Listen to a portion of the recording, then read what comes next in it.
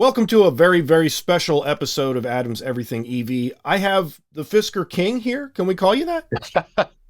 I'm a little bit bashful, but yeah, go ahead. Okay. I have Joe, the Fisker King here, and we're here to talk about the future of Fisker kind of based on historical reference. And nobody has more historical experience with Fisker than this guy, especially with repairs. Joe, why don't you introduce yourself and tell them what you do with Fisker? Yeah, my name is Joe Ferrante. I've been associated with Fisker since the inception, I guess, of the original Fisker Karma.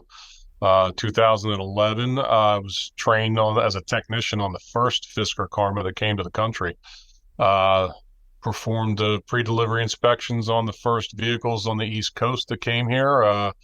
Colin Powell, a lot of celebrities that got the car at first. And I've been here since the beginning, and I've watched this whole thing unfold. History repeats itself, and I've been here. Deja vu is what I keep saying.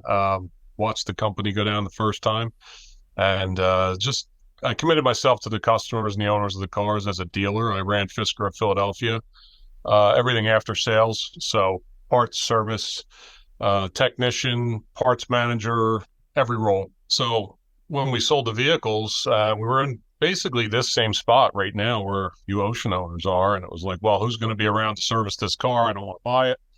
And I remember just promising the people from the human standpoint, well, I'll be here. I'm not going anywhere. I'm a tech. I can get parts and we'll figure it out. It's all I can do is give you a commitment to give my best. And so we did that. And I stayed around as a dealer, working for the dealer. And we just kept getting more and more customers in as the company started to roll out and go down in flames, as they did the first time.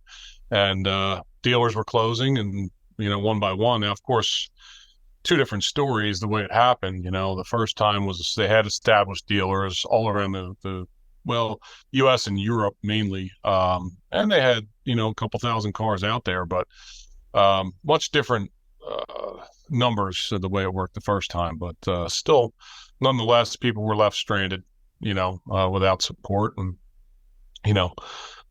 we just, few of us stuck around to do it. And we're still doing it to this day.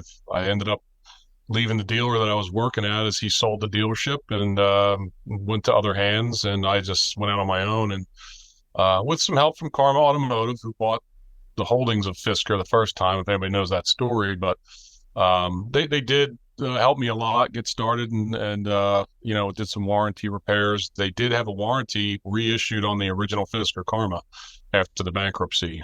Small, but nonetheless, some of the proceeds from the buyout, due to the lawsuit in the federal court, they made some of that money had to be sent back to the Fisker owners in a form of a warranty for parts and service. So they established some service centers around, and I'm not saying it's not a possibility for the new circumstances, but that's what happened the first time around. The company bought them out, not directly. It was through a bankruptcy because the government loan, that was tied to the first company. That's not the case this time. So we're talking publicly traded and, versus private equity and a federal loan under the Clean Energy Program at that time. So it was a completely different circumstance, but the same end result, I think. So Yeah. that's where we're at now.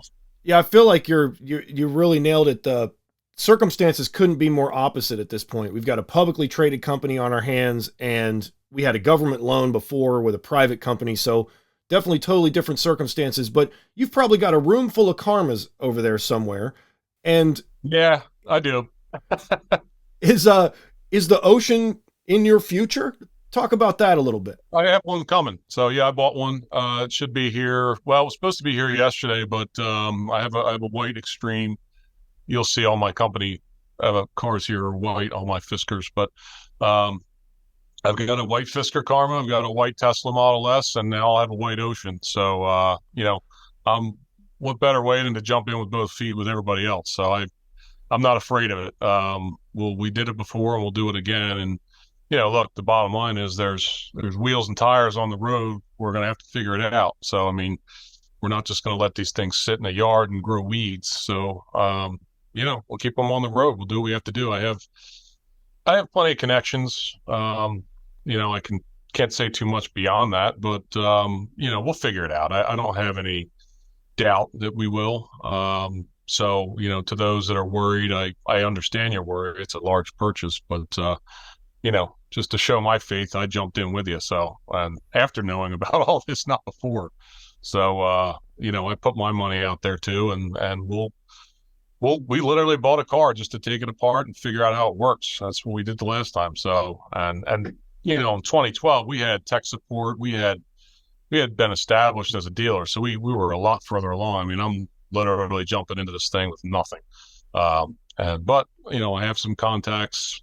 We'll figure it out if we need to. And again, I say that as I'm not at a point where I can act on anything. So they're still a viable company at this point, no matter what everybody says. They're still in business. So once something happens and I'm allowed the free reign to jump in and do some things without crossing any lines, I'll be glad to help everybody out as much as I can. I appreciate it so much.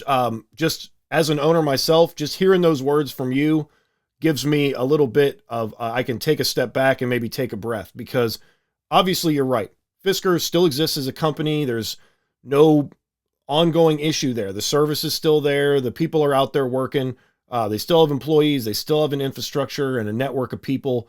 But obviously this going concern with, first the stocks and all that. And I have definitely beat that horse to death. Yeah. Let's talk about your Ocean. Is that your plan? Are you reverse engineering it? And maybe talk to me a little bit about software and how that, what are your thoughts on the software? So that's the hard part. We're a lot further along in that game than we were in 2012. I mean, I can take apart the software in a 2012. You can almost do that in your sleep if you're into any kind of IT, which I'm not. I mean, I'm an automotive technician by trade. But we'll have to figure, that's going to be the tough part. The software is going to be definitely, whether we talk about, crowdsourcing and finding some of the people that were working on it. And again, this is all hearsay. If it gets to that point, I mean, I have already spoken to a couple people that are no longer with the company. They lost their jobs and they were in that role. So, again, I'm not crossing any lines. I don't want to get any legal trouble. So I'm not going to do anything until I know I can act upon it. So, again, I'm just kind of sitting here on the sideline waiting to, kind of help bail out the boat if it gets that way. But, if they turn around and somebody buys them out, then c'est la vie. I'll just drive my Ocean, and, somebody needs mechanical work done or body work done, we'll take care of it. We have a full body shop, and, we can just help this area if, people need something or they just want a different source to go to. I mean, I found that with Tesla. We just developed a huge following of Tesla owners that just don't want to go to the Tesla dealer anymore. And they're, tired of being pushed around or something like that. They've had a bad experience. So they're like, can we bring it to you? I'm like, sure, I'll do it. And they just like the personal one-on-one feeling. They don't like to go and talk to employee number 862 that's, just there for the day. And whereas I have a little bit more skin in that game. So they do like it. So I have loaner cars, and, somebody comes in here with an Ocean, I'll give them my Ocean for the day. It's whatever it takes. It's just part of the business. I love your optimism. I know it comes from a place of experience, and that's extremely good. So, and also great to hear that you're working with Teslas, because I mean, I feel like that market is untapped. Yep. I mean, obviously you're in it, but it's a small group of people who, kind of had weird experiences like you, to where, well, something brought me to this from a different angle maybe. And I think it's a great market to be in. Talk about how do you do an EV? Are EVs intimidating to you? And what's your take on that? No, I mean, I know a lot of, old school technicians that they just don't want to take it. Like, they're just like, I don't know enough about it. I'm afraid of it. Let's not, I mean, I'm not going to steer you wrong. It's dangerous. I mean, voltage is voltage. You're talking 1,000 amps in one of these batteries, enough to power a city block. And, the words I was always taught from the beginning is, you touch the wrong thing, it'll just vaporize you, and all they need to clean up the body is a dustpan. Yeah, you could say that'll scare you, but, it's like anything else. Knowledge is key, and if you know what you're doing, you just don't go into it without knowing what you're doing. There are people that shouldn't be doing some of the things they're doing, and they get away with it. But um, I started rebuilding the batteries in the Karma back in probably 2014, and repairing them because we couldn't get batteries. So, and they had the A123 battery failure was the initial thing that took this company out. Right. We were fixing batteries and figuring it out. Me and a fellow named Adam Potter down in Florida. We were just dealer technicians trying to help people out, and we're like, either this car's going to sit here and be a brick, or we're going to figure it out. So, we figured it out how to repair the batteries and replace individual cells and modules, and I'm still doing it today. I mean, we're talking 12, 13-year-old battery packs now that we're just keeping them on the road. People drive this Karma every day and they love it. I mean, it's an awesome car. I mean, it really is. I wouldn't be here still in business with those cars today if they weren't just awesome cars. People bash it because they can. And I feel the Ocean gets the same review. I mean, Henrik's stuff generally tends to attract naysayers, I'll say. People bash the Karma left and right. And I'll be honest, I have some customers that put 120,000 miles on it and drive it every day. And they're talking executives that could have afforded 3 cars, in that span, and they just won't get out of that Karma. They just love it. So, we keep them on the road without any issues. And they're actually, once you get them right, they're pretty reliable. So 12 years in, they're still kicking. So, that's why I don't have any fear of it now when you ask. It's all good news. This is because, I mean, right now I specialize in observe and report, and right now I'm reporting a lot of bad news. So being able to talk to you and saying, hey, we started from just figuring it out to, now we've got a science worked out, and, some of the kinks and everything, as I know the Ocean will have a similar fate to where, because it's a new car, any new car, you got to find the quirks about it, especially a new brand. And even though it says the same name, it's a new brand. The majority of the issues with the Karma were all figured out well after the bankruptcy. So, I mean, I don't want to give people that sour news, but you're about to find out what the problems are in the next year. I mean, real world testing and age, you can't make time go by. So, and let's face it, the American public is going to put a car to the test if anybody is. Yeah, you're right about that. The mud flaps and all those little things that we're going to figure them all out. They're going to, so. The good news is, I mean, we've manufactured parts, we've remanufactured parts, we've, figured out better ways to build things on the Karma. I mean, I've got redesigned exhaust systems. I mean, we're talking about a hybrid. So, we've redeveloped a lot of stuff on that car, the traction motors, the electric motors that fail on the original Karma. We've built them stronger. And I mean, I've been reworking those traction motors since 2013. And I've never had one fail since. So, so we upgrade them, they drive them, and, you're good to go. So, we figure it out, and there's ways, and I won't be the only one. I have at least 3 good friends that are partners, not any financial ties, but I have a friend out in Orange County, a good friend in San Francisco, and, a couple other guys around the country we can spread our knowledge, so it's not just isolated to me or anybody else. And we'll pull together, we'll find the resources, and we'll figure it out. So, I do want to rest some people, put some people at ease and say, this is not our first go around with it. And Fisker's not the only company to see through this. And if it happens, and it's all hearsay, but, people laugh at DeLorean, but you're still seeing pictures of them on the road, So, we will figure it out. And that's a great point, Joe, because regardless of what happens right now, if there is impending doom on the horizon, these cars are going to become more and more sought after over time. And I know you've probably seen that with the Karma, to where, at one point it went from super low value to, okay, there's a turnaround because of people like you. You've been able to work it. Like we were right there, like last month, and it was like, and I'm telling people, well, I'll just wait and see once Fisker's up and going and things are all good. I mean, the same thing happened with the Roadster, the Tesla Roadster. I could have picked those things up for 25 grand all day long with bad batteries in them and stuck in garages, and, and go try and just Google it. find a Tesla Roadster right now for under 130 grand. I was going to say there's six figures all day. Happened overnight. As soon as they launched the new Roadster or the potential for the new Roadster, it was like literally overnight. Those things just went skyrocketed.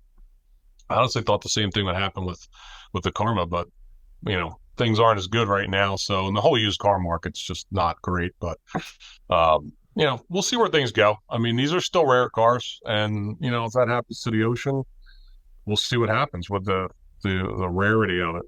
So I just hope that I hope there's no major underlying issues with the product. I know they did their best to get it out there, and look, it's from a corporate standpoint, they're facing the same deadlines that everybody else does in life. So, their purpose wasn't to put out a substandard vehicle in everybody's hand. Their purpose was to satisfy everybody. And that you're talking investors and drivers of the car, owners of the vehicle. So, I just, I hope that everything's okay with the vehicle. We don't have to worry about a lot of this, but, 5 years down the road, we'll do another interview. I would absolutely love that. And speaking of you, also, I love the white car thing. I got a white Model 3, a white Model Y, and a white Ocean Sport. So take it for a little tour. Yeah, let's do it. And while you're giving us a tour, make sure you let us know how to reach out to you. Oh, yeah. So let me see if I can flip my screen here. So this is some of my old memorabilia from the original Fisker. I've got everything from all the original magazines, Top Gear, Motor Trend, a couple of drawings. This was all the original dealer swag that you got with the vehicle. Pretty neat. Car and driver. Yeah, so this was the original swag that everybody got when they got a vehicle from Fisker dealers. So it's kind of neat. That's cool. It's Evolution Autosports is the website. So it's www.evolutionautosports.com. So yeah, this is our shop. We do a lot of other EV repairs. We've got a good old Chevy Volt here, pulling the engine out of it. But yeah, there's Karmas everywhere. So a little example of what we do, what would happen, sadly, with the Ocean. So here's a car I bought for parts. It was a complete interior fire. It was involved in a house fire. So it's not the very best thing to see right now. But this is a melded Fisker Karma. But the generator engine and the high voltage battery and the electric drive were still perfectly good with 10,000 miles on it. So I bought it at the auction for parts for other Fisker owners. So yeah, there's the electric drive from the Karma. Wow. Yeah, that's what we do. These are all original Karma parts. We got plenty of, and then there's always plenty of Fiskers on our lot. Oh, wow. We just got rid of a lot. I have another 15 in a warehouse that I keep in storage, but yeah, we'll certainly stay busy. Are some of those just donor cars, just that you use for parts? And yeah, I've got one in the background there. Was from Hurricane Ida down there, I think it was, down in Tampa. The rest of these are either customer or vehicles I'm prepping for sale. So yeah, I've got 5 or 6 here ready to sell. But we do a whole reconditioning process, and it takes me about 2 months to prep a car for sale. We just completely pull it apart and redo everything. So, well, plug, right? The website. EvolutionAutosports.com. Yes, sir. We even work on the Rivera. So this is the newer version of the, when they got bought out, they were reproduced under the name Karma Rivera. So this is what you got now. 2018 Rivera. But same body parts, same car, just better electronics. And yeah, this is my fun Fisker. I love it. I think we'll take a vote whether we let her up the Ocean the same way or not. But yeah. This has been just a wonderful experience getting to talk to you and getting to know that, hey, there is somebody out there. And, before we end this interview, I'm going to go ahead and give you the crown. So if you don't have the crown, we'll give you the Fisker King. Crown might hurt. Give me your website one more time. Yeah, so it's evolutionautosports.com. It's actually on my hat. I love it. We'll do what we got to do to help these people out. And, I just want to let everybody know, because I know you have a good following. That we're there, and depending on how things go, we'll stick around. So stay tuned. I'm sure we're all going to be in for a ride, but I'll post some pictures once we get our Ocean here. It should be here Friday. Yeah, feel free, send them over. I'll be more than happy to share them with the community. This is Joe, and Joe is the Fisker King. I'll put all of your links in the description, and if you are a technician or someone who just wants to reach out, or maybe you're in the Philadelphia area and you need some service on your Tesla, this might be the guy, right? Yeah, we do plenty of Tesla work, usually 3-4 of them here a week. Well, great, Joe. Thank you so much again. These insights have been wonderful for our community, and we need people like you. So I wish you well, and stay in touch. Thanks, Adam. Take care. All right, bye-bye. Hey, smash the like button. Thank you.